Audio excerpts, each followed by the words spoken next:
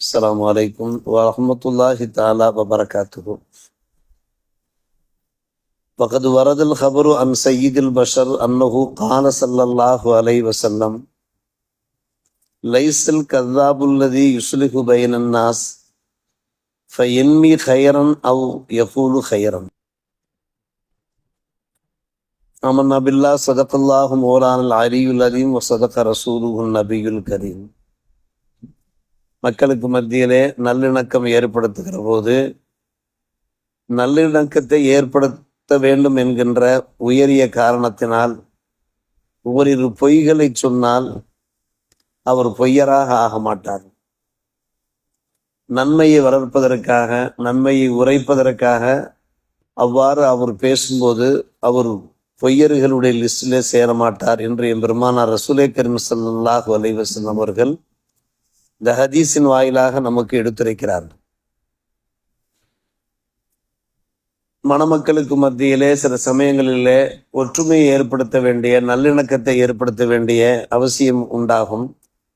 அந்த சந்தர்ப்பத்திலே நல்லிணக்கத்தை ஏற்படுத்துவதற்காக வேண்டி ஓரிரு பொய்களை சொல்லுவது, கணவர் உங்கள் மீது நல்ல அபிப்பிராயத்தோடு இருக்கிறார், உயர்ந்த சிந்தனையோடு இருக்கிறார், உங்களை பற்றி நல்ல தகவல்களை சொல்லியவாறு இருக்கிறார் என்று சொல்லுவது. அதே போன்று கணவரிடத்திலே மனைவியை பற்றி சொல்லுவது. இதெல்லாம் அவர்கள் பேசியிருக்க மாட்டார்கள், சொல்லியிருக்க மாட்டார்கள்.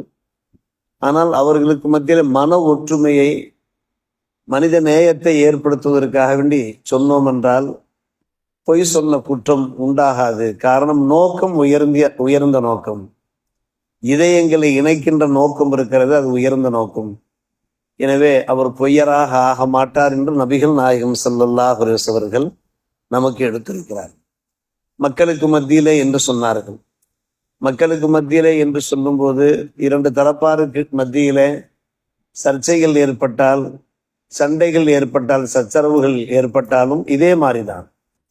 கணவன் மனைவிக்கு இடையிலே மட்டுமல்ல, இரு தரப்பாருக்கு மத்தியிலே, இரு சமூகத்தாருக்கு மத்தியிலே பிரச்சனைகள் ஏற்பட்டாலும் கூட அவர்களுக்கு மத்தியிலே நல்லிணக்கத்தை ஏற்படுத்துவதற்காக வேண்டிய ஓரிரு பொய்களை சொல்லி நன்மையை வளர்ப்பதற்கிறதே, அது குற்றமாக ஆகாது என்று நபிகள் நாயகம் ஸல்லல்லாஹு அலைஹி வஸல்லம் நவின்றிருக்கிறார்.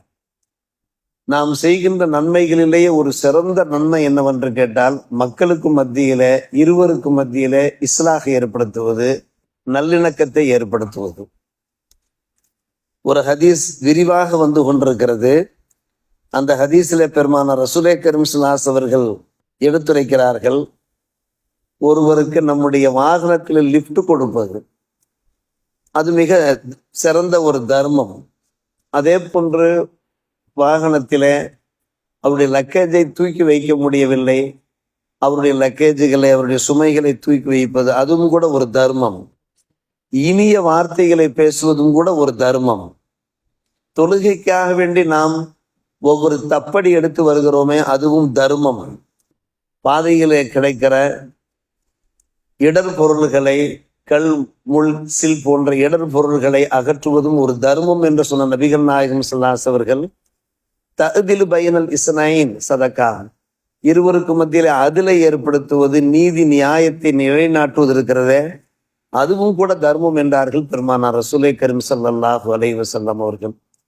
அந்த அடிப்படையில் தான் இன்றைக்கு நம்முடைய ஜாமியா மஸ்ஜிதிலே நிக்காஹ் கவுன்சிலிங் நடைபெற்றவாறு இருக்கிறது. இதனுடைய நோக்கம் என்ன?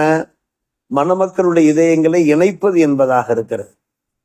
சில குடும்பங்களில் சில பிரச்சனைகள் வருகிற போது நம்முடைய பள்ளிவாசல்களில் உடனடியாக மணமக்களுக்கு மத்தியிலே, தம்பதிகளுக்கு மத்தியிலே பிரிவை ஏற்படுத்துவது கிடையாது, விவாகரத்து ஏற்படுத்துவது கிடையாது, விவாகரத்து முடிவுக்கு துணை போவதும் கிடையாது. மாறாக அவருடைய இதயங்களை இணைப்பதற்கான முயற்சிகள், ஒரு முறைக்கல்ல பல முறை அந்த முயற்சிகளிலே ஈடுபடுகிறார்கள் நம்முடைய பள்ளிவாசல்களில் உள்ள கண்ணி வாய்ந்த நிர்வாக பெருமக்கள். கடைசியாகத்தான் நம்முடைய இஸ்லாமிய ஷரியத்தினுடைய அந்த அனுமதி பிரகாரம் அந்த ஃபிராக், தலாக் என்கிற முடிவுக்கு செல்கிறார்கள். ஆனால் அதற்கு முன்னாலே இதயங்களை இணைக்கின்ற அந்த பணி, அது மிகவும் ஒரு சிறந்த பணி என்கிற காரணத்தினாலே தொடர் முயற்சி. அதன் அடிப்படையில் தான் நிக்காஹ் கவுன்சிலிங். இந்த ஹதீஸ்களில் நமக்கு எடுத்துரைப்பது என்னவென்று கேட்டால், மக்கள் இதயங்களை இணைப்பது இருக்கிறதே, மக்களுக்கு மத்தியிலே நீதி நேர்மையை நிலைநாட்டுவது இருக்கிறதே, அது தர்மத்தில் சேரும் என்று பெருமானார் ரசூலே கரீம் ஸல்லல்லாஹு பருவம். அதன் பிரகாரம் அவர்கள் வாழ்ந்தும் காண்பித்தார்கள். ஒரு சிறந்த முன்னோடியாக நபிகள் நாயகம் சந்திக்கிறார்.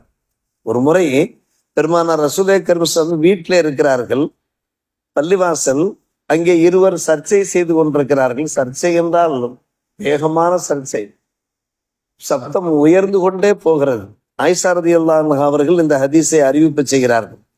ஒருவர் இன்னொரு இடத்துல கெஞ்சுகிறார். என்ன கெஞ்சுகிறார்? எனக்கு கொஞ்சம் உதவி செய்யுங்கள், நான் உங்களிடத்துல கடன் வாங்கியிருக்கிறேன், அந்த கடனை கொஞ்சம் வசா செய்யுங்கள், கொஞ்சம் தள்ளுபடி செய்யுங்கள், அல்லது கொஞ்சம் கருணை காட்டுங்கள், கொஞ்சம் தாமதம் செய்யுங்கள், கொஞ்சம் தாமதமாக நான் கடன் தருகிறேனே, கடனை திருப்பி தருகிறேனே. ஆனால் அந்த மற்றொருவர் கடன் கொடுத்தவர் வல்லாஹி லா அஃஅல் என்கிறார். அல்லாஹ் மீது ஆணையாக நான் அவ்வாறு செய்ய மாட்டேன், நீ உடனடியாக என்னிடத்தில் வாங்கிய கடனை செலுத்தியாக வேண்டும் என்று அல்லாஹ் மீதே ஆணையிட்டு பேசுகிறார். இந்த சப்தத்தை பெருமானார் ரசூலே கரீம் ஸல்லல்லாஹு அலைஹி அவர்கள் வீட்டில் இருந்தவாறு கேட்கிறார்கள். வீட்டை விட்டு வெளியே வந்தார். ஐனல் முத்தஅல்லி அலல்லாஹ் லா யஃஅலுல் மாரூஃப், ஒரு நன்மையை செய்ய மாட்டேன் என்று அல்லாஹ் மீதே ஆணையிட்டு சொன்னவர் யார் என்று கேட்டார். ஐனல் முத்தஅல்லி, முத்தஅல்லி என்றால் ஈலா, ஈலா என்றால் சத்தியம், சத்தியம் செய்தவர் யார்? நான் ஒரு நன்மையை செய்ய மாட்டேன் என்று பதறி போய்விட்டார் அந்த கடன் கொடுத்தவர். உடனே அடுத்த வார்த்தை சொன்னார், யா ரசூலல்லாஹ் ஃபலஹு ஐயுதாலிக ஆகும், நான் அவருக்கு உரிமை தருகிறேன், இரண்டில் எது வேண்டுமானாலும் அவர் செய்து கொள்ளலாம். ஒன்று, அவர் அந்த கடனிலே ஒரு தொகையை அவர் குறைத்து கொண்டு தரலாம், அல்லது சற்று தாமதமாக தரலாம், இரண்டில் எது வேண்டுமானாலும் செய்யலாம் யா ரசூலல்லாஹ் என்று உடனே பணிந்து விட்டார் அந்த அன்பு நண்பர். இவர் அழகான முறையில பெருமானார் ரசூலே கரீம் ஸல்லல்லாஹு அலைஹி அவர்கள் இணக்கத்தை ஏற்படுத்துகிறார்கள். பாருங்க, நான் நன்மை செய்ய மாட்டேன் என்று அல்லாஹ் மீதே ஆணையிட்டு சொல்லக்கூடியவர் யார் என்று கேட்ட அந்த வார்த்தை இருக்கிறதே, கடன் கொடுத்தவருடைய அந்த இதயத்தை தாக்குகிறது. ஒரு நல்ல மனசோடு பெருமானார் ரசூலே கரீம் ஸல்லல்லாஹு அலைஹி அவர்கள் கூறுகிறார்கள். உடனே அந்த வார்த்தைக்கு பயன் ஏற்படுகிறது. மற்றொரு நிகழ்ச்சி நாம் பலமுறை கேள்விப்பட்ட ஒரு நிகழ்ச்சி தான். பனு அம்ர் இப்னு அவுஃப் என்கின்ற ஒரு சமுதாயம், அந்த சமுதாயத்துக்கு மத்தியில ஒரு பிரச்சனை நடைபெற்று கொண்டிருக்கிறது. தொழுகை நேரம், அந்த நேரத்திற்கு சற்று முன்னாலே அவர்களுக்கு இடையில ஏற்பட்ட அந்த பிரச்சனைகளை சால்வு பண்ணுவதற்காக பெருமானார் ரசூலே கரீம் ஸல்லல்லாஹு அலைஹி சென்றவர்கள் தாமதமாக ஆகிவிட்டது. அங்கே அவர்கள் சிறை வைக்கப்பட்டது போன்று அவர்களுக்கு மத்தியில அந்த நல்லிணக்கத்தை ஏற்படுத்துவதிலே பெரும் முயற்சியில ஈடுபட்டு கொண்டிருக்கிற நிலைமையில தொழுகை நேரம் வந்துவிட்டது. அபூபக்கர் சித்திக் ரலியல்லாஹு அன்ஹு அவர்கள் பள்ளிவாசல் மஸ்ஜித் நபவியிலே இருக்கிறார்கள். நண்பர்கள் சொல்கிறார்கள், தாங்கள் தொழுகை நடத்துங்களேன், பெருமானார் ரசூலே கரீம் ஸல்லல்லாஹு அலைஹி அவர்கள் வருவதற்கு தாமதமாகிறது. காரணம், தொழுகை ஜமாத் நேரத்தில் ஜமாத் நடத்த வேண்டும் அல்லவா. அபூபக்கர் சித்திக் ரலியல்லாஹு அன்ஹு அவர்கள் சம்மதித்தார்கள், இமாமத்து செய்ய ஆரம்பித்தார்கள். இமாமத்து செய்ய ஆரம்பித்த அந்த நேரத்திலே பெருமானார் ரசூலே கரீம் ஸல்லல்லாஹு அலைஹி திரும்பி விடுகிறார்கள். சர்ச்சையை முடிவுக்கு கொண்டு வந்துவிட்டு அந்த பனு அம்ர் இப்னு அவுஃப் என்கிற அந்த கபீலா, அந்த சமூகத்தார் இதயங்களை இணைத்து விட்டு திரும்புகிறார்கள். வந்து சஃபிலே நின்று விட்டார்கள். சஹாபிகள் இருக்கிறார்கள். என் பெருமானார் ரசூலே கரீம் ஸல்லல்லாஹு அலைஹி அவர்கள் இருந்தார்கள் என்றால் அவர்கள் தான் இமாமத்து செய்வார்கள், முழு தகுதி படைத்தவர்கள் என்பது தெரிந்த ஒரு விஷயம். என்ன செய்கிறார்கள் சஹாபிகள்? அபூபக்கர் சித்திக் அவர்கள் இமாமத்தை செய்து கொண்டிருக்கிறார்கள், சைக்கினை செய்கிறார்கள். தஸ்பீக் என்றால் லேசாக கையை தட்டுகிறார்கள். தொழுகையிலே கையை தட்டுகிறார்கள். அதாவது உள்ளங்கையோடு உள்ளங்கையை தட்டாமல் மேலே தட்டுவது, லேசாக அந்த சவுண்டு எழுப்புவது. ஆனால் அபூபக்கர் சித்திக் அவர்கள் தொழுகையிலே மூழ்கி போயிருந்த காரணத்தினாலே கவனிக்கவில்லை, எதற்காக வேண்டி அந்த சப்தம் வருகிறது என்பதை அவர்கள் கவனிக்கவே இல்லை. ஆனால் சப்தம் கூடிவிட்டது, தஸ்பீக் கூடிவிட்டது. கூடியதற்கு பின்னால் தான் உஷாராகிறார்கள். இமாமத்தை செய்து கொண்டிருந்த அபூபக்கர் சித்திக் அவர்கள் சற்று கவனத்தை திருப்புகிறார்கள். பெருமானார் ரசூலே கரீம் ஸல்லல்லாஹு அலைஹி அவர்கள் சஃப்புகளில் நிற்கிறார்கள். அவர்கள் பின்னே வர பார்க்கிறார்கள். இமாமத் செய்து கொண்டிருக்கக்கூடியவர்கள் பின்னே வந்து பெருமானாரை முற்படுத்த பார்க்கிறார்கள். பெருமானார் ரசூலே கரீம் ஸல்லல்லாஹு அலைஹி அவர்கள் இஷாரா செய்த அனிம்குஸ் மக்கானக், நீங்கள் அப்படியே இருங்கள், நீங்கள் தொழுகையை நடத்துங்கள் என்பது போன்று சுட்டிக்காட்ட அபூபக்கர் சித்திக் ரலியல்லாஹு அன்ஹு அவர்கள் உடனே சஃப்புகளுக்கு வந்து விடுகிறார்கள். பெருமானார் ரசூலே கரீம் ஸல்லல்லாஹு அலைஹி அவர்கள் மெஹ்ராபுக்கு செல்கிறார்கள். ஆரம்ப காலத்திலே ஷரியத்திலே இதெல்லாம் அனுமதிக்கப்பட்டிருந்தது. நபிகள் நாயகம் ஸல்லல்லாஹு அலைஹி அவர்கள் தொழுகையை நிறைவு செய்கிறார். அவர்கள் தொழுகையை தொடங்கியவர்கள் அபூபக்கர் நாயகம், தொழுகையை நிறைவு செய்தவர்கள் எம்பெருமானார் ரசூலே கரீம் ஸல்லல்லாஹு அலைஹி வஸல்லம் அவர்கள். தொழுகை நிறைவு செய்ததற்கு பின்னாலே சத்திய சஹாபிகளை பார்த்து சொன்னார்கள், இந்த வேலையை நீங்கள் செய்யாதீர்கள். கையை தட்டுவது என்பது, அதாவது பின்பக்கமா அந்த கையை தட்டுவது என்பது அந்த பெண்களுக்கான வேலை.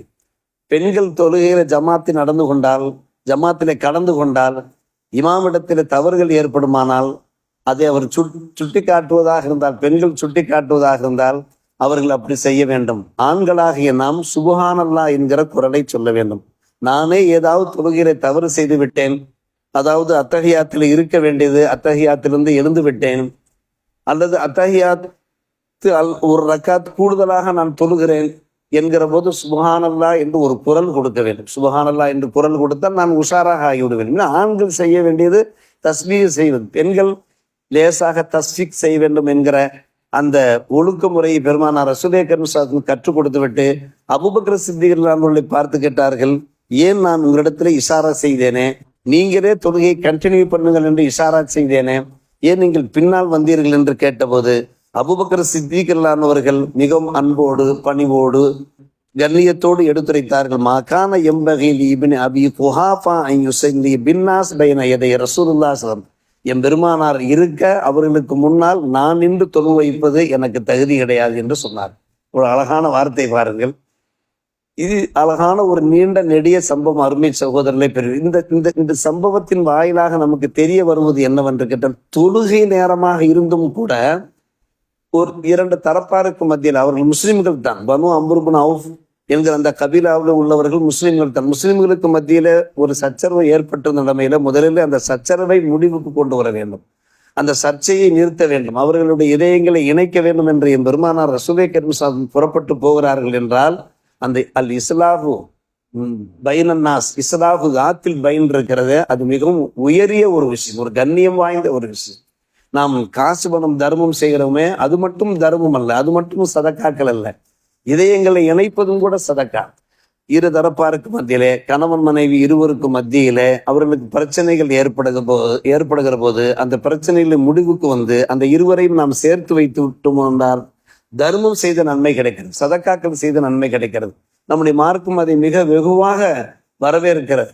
தர்மம் மட்டுமல்ல, அது ஒரு உயர்ந்திய செயலாக இன்றைக்கு நாம் சூரத்துல் ஹுஜராத்தினுடைய என்கிற அந்த ஆயத்தை ஓதுனமே, இரண்டு இடத்துல வருகிறது. இரண்டாவது இடத்துல தான் அதிலியன் மீதமான முறையிலே இரண்டு தரப்பாருக்கு மத்தியிலே நீங்கள் இஸ்லாஹ் செய்து வையுங்கள், அல்லாஹ்வை அஞ்சு கொள்ளுங்கள், நீங்கள் இரக்கம் காட்டப்படுவீர்கள் என்று அல்லாஹ் சொல்கிறானே. அல்லாஹுடைய ரஹ்மத்து கிடைக்க வேண்டுமென்றால், அவனுடைய திருப்பொருத்தம் கிடைக்க வேண்டுமென்றால், இது போன்ற பணிகளில் ஈடுபட்டோம் என்றால் நிச்சயமாக அல்லாஹுடைய திருப்பொருத்தம், அல்லாஹ்விடத்திலும் கபூலியத் அங்கீகாரம் கிடைக்கும், அடியார்களிடத்திலும் அங்கீகாரம் கிடைக்கும். வல்ல அல்லாஹ் இதுபோல் நற்பணிகளில் ஈடுபடுகிற பெரும் பாக்கியத்தின் அனைவருக்கும் தந்தர் புரிவானாக. வாஹிர் தாவானா அல்ஹம்துலில்லாஹி ரப்பில் ஆலமீன்.